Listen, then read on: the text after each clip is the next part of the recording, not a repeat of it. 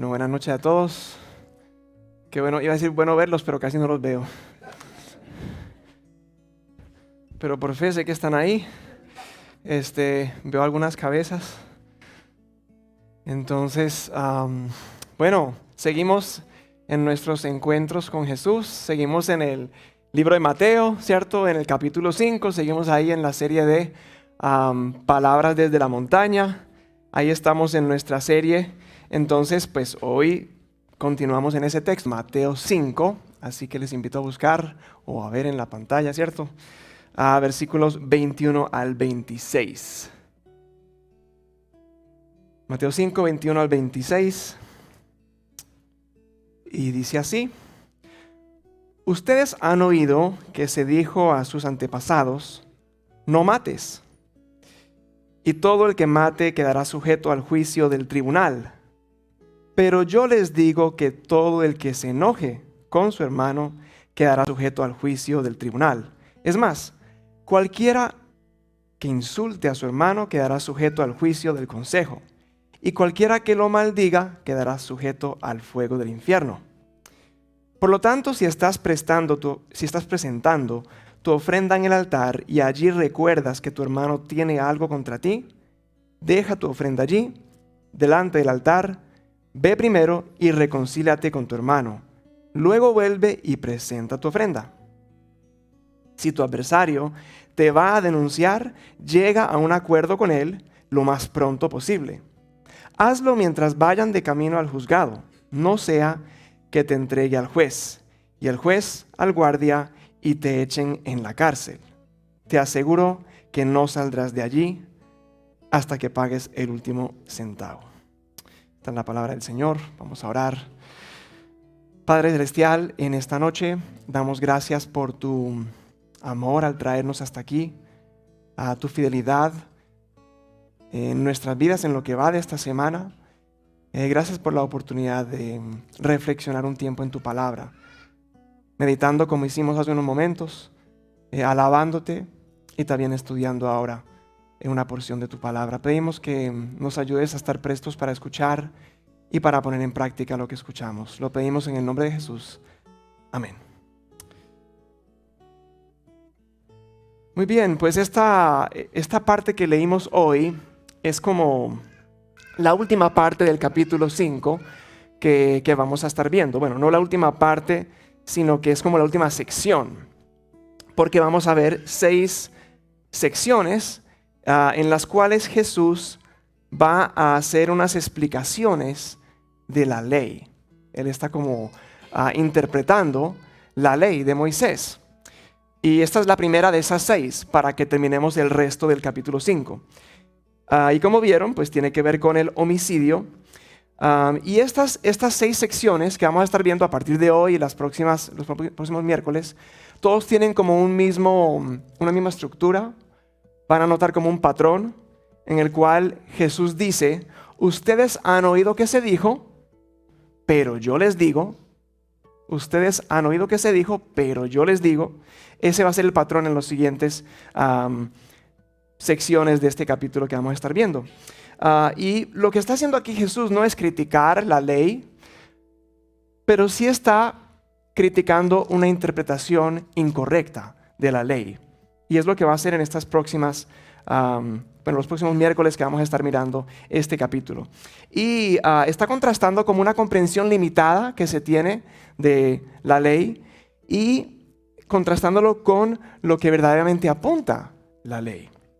¿Y quién mejor, pues, para interpretarnos la ley que aquel que la cumplió a cabalidad, como escuchamos hace 8 días con nuestro hermano David? Y sucede que hay como 2 tipos de abuso que eran comunes en los fariseos y los maestros de la ley en cuanto a la ley.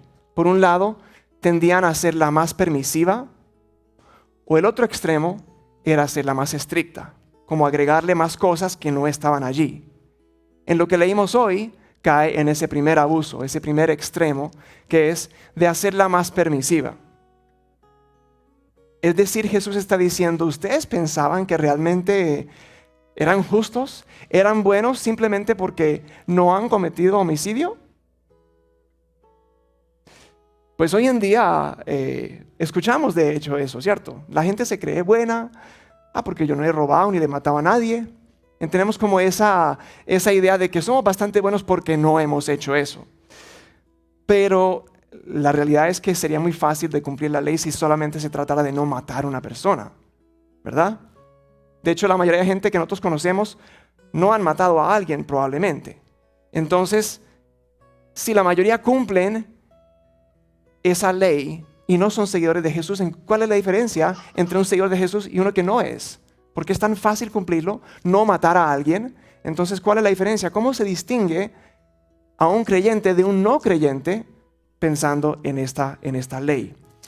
Entonces, bueno, la idea es mirar eso un poquito hoy. Jesús realmente está apuntando a que las acciones correctas no son suficientes.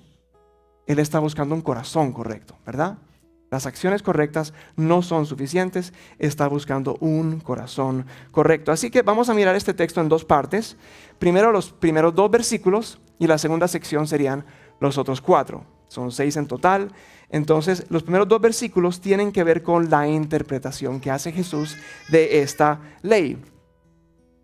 Su interpretación, precisamente, por eso él dice en el versículo 22, pero yo les digo, está hablando acerca del homicidio, pero luego él dice, pero yo les digo que todo el que se enoje con su hermano. Es decir, la raíz del homicidio es el enojo. A mí, pues yo he leído este texto antes, pero la verdad es que meditando en este texto me sorprendí, porque yo siempre he sabido que está mal matar a una persona. Pero también he sabido que está mal odiar a una persona, que es como matarlo en el corazón, y he asumido que esa era como la raíz, ¿cierto? El odio. Odiar a alguien como raíz de luego llegar a matarlo físicamente. Pero Jesús lo lleva como antes, ¿cierto? Como antes del odio. Está llevándolo al enojo. ¿Cuánto nos hemos enojado? Hoy. Entonces, me llama la atención porque el enojo no es un pecado, ¿verdad? Bueno, puede llevar al pecado, pero el enojo en sí no es un pecado. Y sin embargo, Jesús está diciendo que esta es la raíz, que no es un pecado, es la raíz de algo tan grave como matar a alguien. Eso es ya interesante de por sí y creo que eso llama la atención en lo que Jesús está diciendo a su auditorio y también a nosotros hoy. Ahora, el peligro del enojo. El peligro del enojo. Lo que hace algo más peligroso es que ese peligro esté oculto. ¿Por qué las moscas caen en esa telaraña? Bueno, uno humanamente puede ver normalmente la telaraña, pero yo estaba leyendo y pues resulta que ese material del cual la araña hace su telaraña no es visible a las moscas o a los otros insectos. Y por eso es que ellos caen en esa trampa. Entonces, si nosotros no vemos el peligro del enojo, podemos caer, como dicen, redonditos en la trampa. Jesús no está diciendo que el enojo es igual al homicidio. Obviamente no está diciendo que es lo mismo. Pero sí está diciendo que es la raíz del homicidio. Una planta tiene una raíz. La raíz no es la planta, pero sí es el comienzo de esa planta. De igual manera, entonces el enojo es la raíz, es el comienzo que puede eventualmente llegar a algo tan grave como el homicidio. Bueno, Timothy Keller dice que cuando nos enojamos estamos defendiendo algo. Cuando tú te enojas, estás defendiendo algo. Y puesto que nosotros defendemos lo que amamos, nuestro enojo revela lo que más amamos. Yo defiendo lo que más amo. Cuando tú te enojas, ¿qué estás defendiendo? Piensa ahí, piensa. Cuando tú te enojas, te has enojado esta semana, no sé, ¿qué estabas defendiendo cuando te enojaste? Eso implica que nos vamos a enojarnos con cualquier persona que se interpone entre nosotros y lo que amamos. ¿Cierto? Cualquier persona que yo vea que se interponga entre lo que yo amo y entre mí, entonces voy a enojarme contra esa persona. Como en el video que veíamos esta ancianita, ella estaba defendiendo algo, ¿cierto? Estaba defendiendo algo suyo. Arrugó la cara contra este chico, ¿verdad? Se subió a esa banca, desconectó los audífonos del muchacho, ¿cierto? Y pulverizó esa galleta en su mano. Y eso que eran unas galletas. Imagínase si estuviera defendiendo algo un poco más valioso. ¿Cómo podría haber sido la reacción? O cómo es la reacción en nosotros cuando defendemos algo un poco más valioso que unas galletas. Es decir, que hay una progresión. Nace el enojo contra una persona. Eso se puede volver desprecio. El desprecio lo que hace es que le resta valor a esa persona. Ya esa persona para mí no tiene valor. Luego puede llegar a volverse odio. El odio ya es el deseo de que esa persona no existiera o que no estuviera cerca de mí, ¿cierto? Odio contra esa persona y luego eso podría desencadenarse en algo tan serio como el homicidio. Bueno, ¿cuándo fue la última vez que te sorprendiste con algún acto violento que cometiste? Es decir, la última vez que perdiste el control.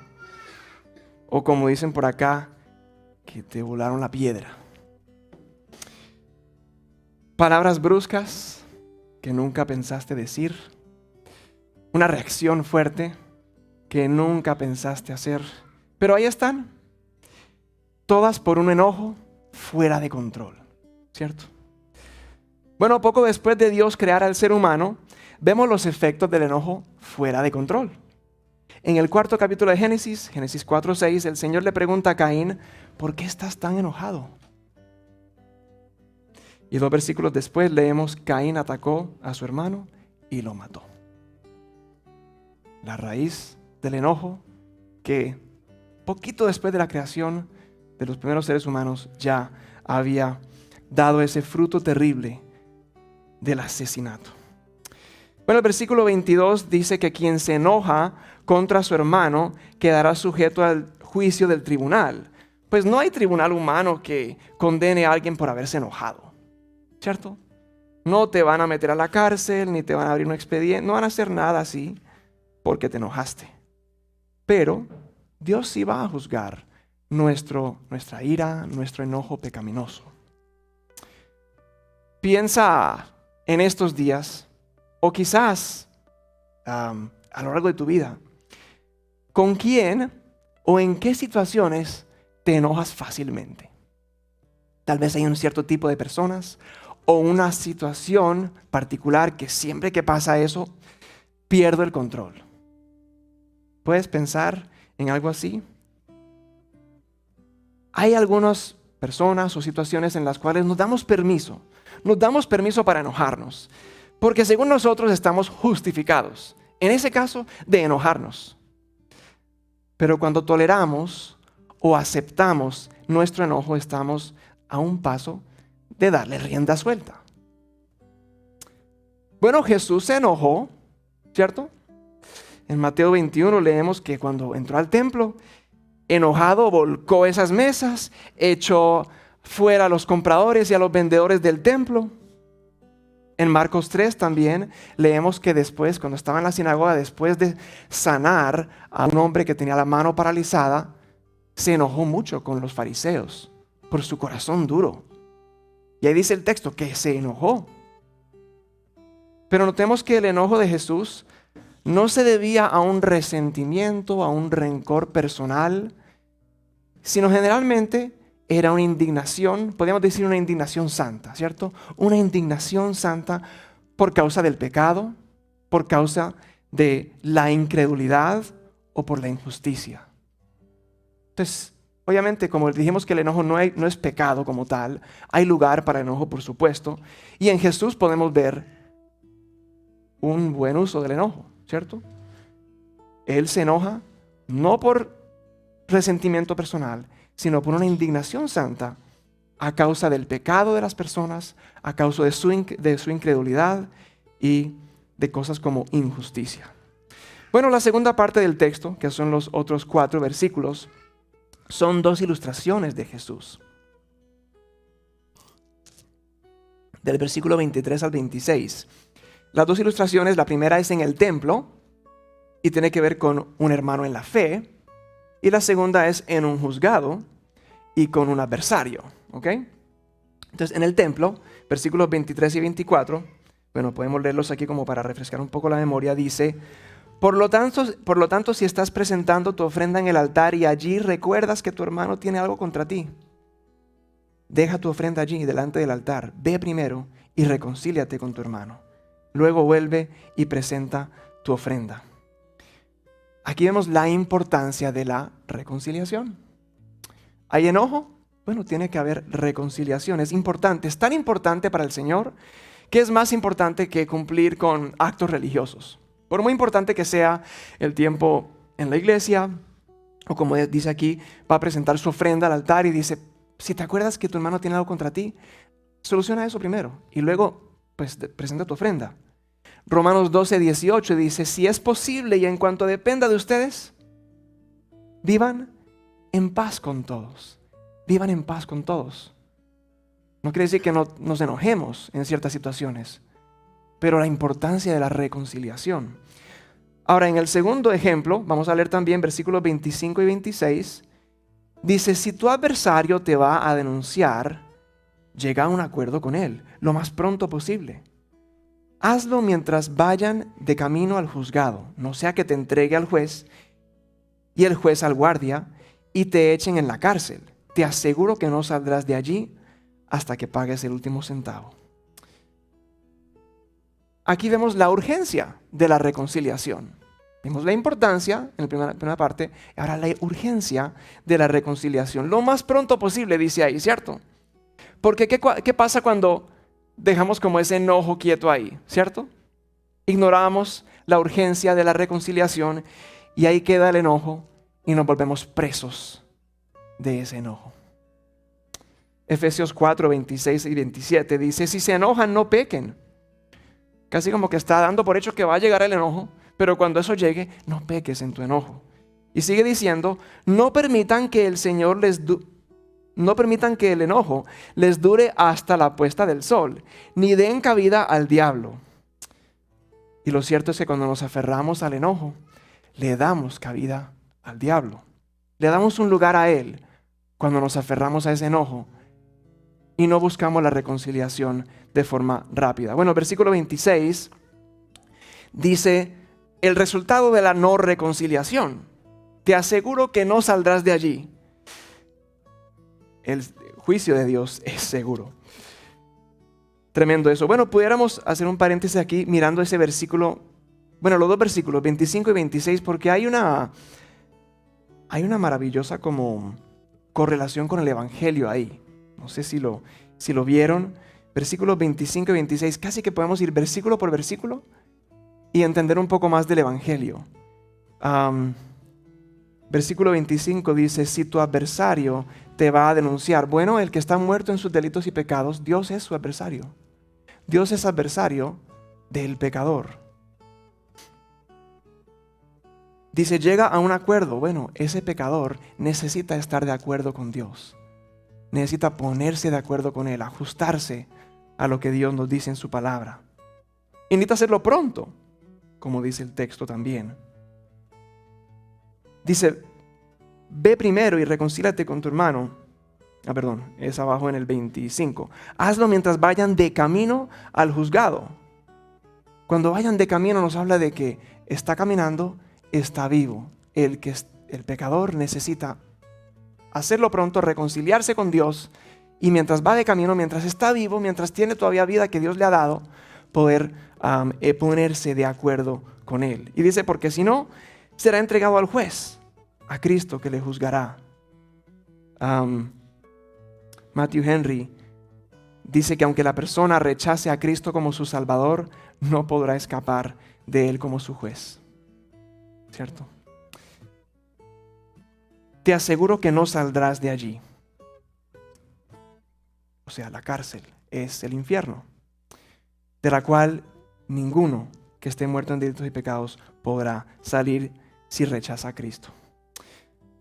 Bueno, una observación sobre estos dos versículos últimos que leímos, y es, no sé si notaron, pero estos dos ejemplos no hacen referencia a nuestro enojo, sino a nuestra ofensa. Dice el versículo 23, tu hermano tiene algo contra ti. Bueno, si él tiene algo contra mí es porque, bueno, él es el que está enojado. Yo soy el que lo ofendí. Yo hice algo contra él y él está enojado conmigo. Versículo 25, si tu adversario te va a denunciar, ¿por qué me va a denunciar? Bueno, algo hice contra él. Algo tiene contra mí. Entonces, miren que está enfocado no en mi enojo, sino en mi ofensa. Y nosotros pues tendemos a recordar más cuando alguien nos ofende que cuando ofendemos a alguien, ¿cierto? Podemos ofender a alguien y ni nos damos cuenta. Dije eso y ni supe que le había ofendido a esa persona. Pero cuando a mí me ofenden, oiga, yo sí me acuerdo de eso, ¿cierto? Jesús nuevamente sube el listón.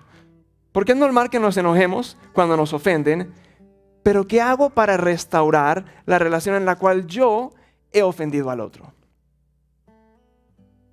No es solo qué hago con mi enojo, sino qué hago con el enojo de otro del cual yo tuve la culpa o yo participé en eso. Ahí Jesús sigue como subiendo ese estándar en cuanto a lo que él espera de un cristiano. Entonces, ¿qué pudiéramos, como para cerrar, qué pudiéramos decir que distingue al cristiano del no creyente en cuanto a esto del homicidio y del enojo? Porque dijimos que tiene que haber algún distintivo, ¿verdad? Entonces, el cristiano maneja su enojo de una forma diferente al mundo. ¿De qué manera? Bueno, aprende a tratar con el enojo interno antes de perder el control. Eso debe ser algo característico en nosotros, que aprendamos a tratar nuestro enojo interno antes de perder el control. Por ahí escuchaba que el enojo es una de las emociones que más difícil confesamos o admitimos, que más fácil ocultamos o escondemos. Puede que admitimos que hemos estado tristes,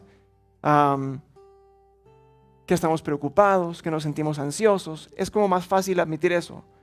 Pero admitir mi ira, admitir que perdí el control, que me enojé, eso no lo admitimos muy fácilmente. Pero para poder tratarlo, tenemos que hacerlo. ¿De qué otra forma es diferente cómo el cristiano maneja su enojo al mundo? Bueno, buscamos la reconciliación en lugar de la venganza. Cuando nos enojamos, admitimos que nos enojamos, buscamos la reconciliación con aquel contra el que me enojé en lugar de vengarme. Eso es muy diferente a lo que nos enseña el mundo. Ojo por ojo, ¿cierto? Bueno, más adelante otros textos aquí nos van a hablar de eso, así que no vamos a hablar mucho de eso hoy. Quisiera terminar con una ilustración. Martín Lutero contaba la historia de un monje. Un monje que quería erradicar de su vida su ira pecaminosa. Por lo cual él deja el monasterio donde vive y se va a vivir a un lugar desierto, donde buscaba vivir en un ambiente libre de pecado. Un día fue a recoger agua de un manantial y después de llenar el balde, por accidente tumbó ese balde y se derramó toda el agua que había recogido. Esto lo enojó tanto que arrojó el balde. Ese balde se partió. Y él, mientras miraba ese balde roto ahí en el piso, cayó en cuenta que las demás personas no eran las que causaban su enojo, sino que su propio corazón estaba inclinado hacia la ira. Necesitamos a Cristo, el mismo que volcó esas mesas en el templo y echó compradores y vendedores del templo. En sus últimas horas ni siquiera se vengó de una sola burla, de un solo escupitajo o latigazo, todo lo que él sufrió. En lugar de maldecir o insultar a quienes lo clavaban en esa cruz, oró al Padre en favor de sus asesinos, diciendo: Padre, perdónalos, porque no saben lo que hacen. Bueno, les invito a que cerremos nuestros ojos y oremos. Y antes de orar o mientras ahí estás sentado con tus ojos cerrados, quiero leer 4 palabras de sabiduría aquí de Proverbios que nos hablan de la ira. Tanto nos habla también este libro de Proverbios de la ira. Y escuchen estos versículos y mediten en eso mientras los voy leyendo. El necio da rienda suelta a su ira, pero el sabio sabe dominarla. La respuesta amable calma el enojo, pero la agresiva echa leña al fuego. El que es iracundo provoca contiendas, el que es paciente las apacigua. El que tarda en airarse es grande de entendimiento, mas el que es impaciente de espíritu enaltece la necedad. Padre Celestial, en esta noche reconocemos que necesitamos tu ayuda con este tema del enojo, de la ira.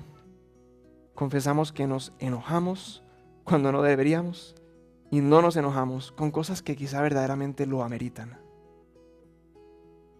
Muchas veces justificamos nuestro enojo y lo toleramos hasta que perdemos el control. Ayúdanos, como dice Santiago, a ser lentos para enojarnos. En el nombre de Jesús. Amén.